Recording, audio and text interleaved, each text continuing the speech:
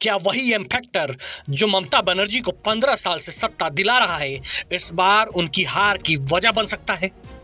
पश्चिम बंगाल की राजनीति में मुस्लिम वोट बैंक हमेशा से गेम चेंजर रहा है, लेकिन 2026 के चुनाव से पहले तस्वीर बदलती दिख रही है।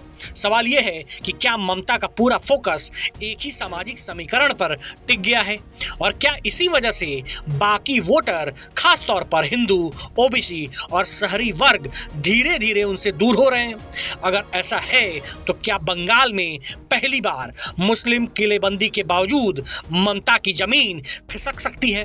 पश्चिम बंगाल की राजनीति में ममता बनर्जी ने जिस एम फैक्टर यानी मुस्लिम वोट बैंक को अपनी सबसे बड़ी ताकत बनाया, वही अब उनके लिए सबसे बड़ा जोखिम बनता दिख रहा है।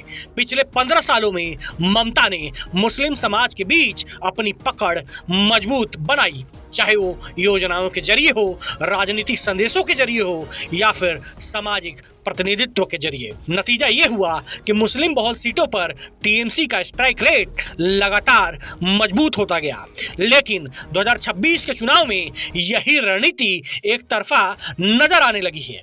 ममता का पूरा चुनावी गणित लगभग 70-75 मुस्लिम प्रभाव वाली सीटों को सुरक्षित मानकर बनाया गया है। इसके साथ ही वो महिला वोटरों और सरकारी योजनाओं पर निर्भर है। समस्या यहीं से शुरू होती है। राजनीति में जब कोई पार्टी एक वर्ग पर अत्यधिक निर्भर हो जाती है तो बाकी वर्गों में असंतुलन और असंतोष पैदा होने लगता है।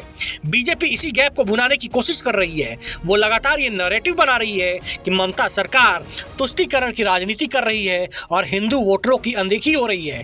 भले ही ये पूरी तरह सच्चाई न हो, लेकिन राजनीति में परसेप्शन यानी कि धारणा ही असली हथियार होता है।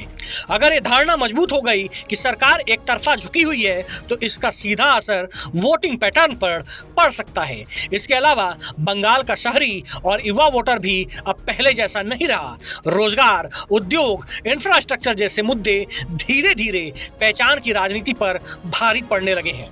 अगर ये वर्ग ये महसूस करता है कि सरकार का फोकस संतुलित नहीं है तो वो विकल्प तलाश सकता है। यही वो जगह है जहां एम फैक्टर ममता के लिए उल्टा पड़ सकता है। इतिहास बताता है कि बंगाल में सत्ता परिवर्तन तब होता है जब एक बड़ा सामाजिक गठजोड़ टूटता है। लेफ्ट का पतन भी इसी वजह से हुआ था, जब उसका पारंपरिक वोट बैंक धीरे धीरे खिसक गया।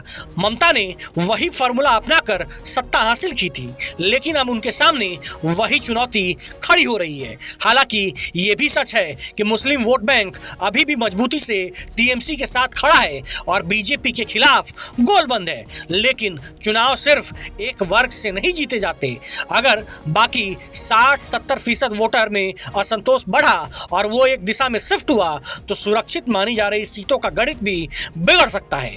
इसीलिए 2026 का चुनाव सिर्फ मुस्लिम किलेबंदी का नहीं बल्कि संतुलन की राजनीति का इम्तिहान होगा। अगर ममता बनर्जी इस संतुलन को साधने में चूक गई तो वही एम फैक्टर जो अब तक उनकी सबसे बड़ी ताकत रहा है, उनकी हार की वजह भी बन सकता है।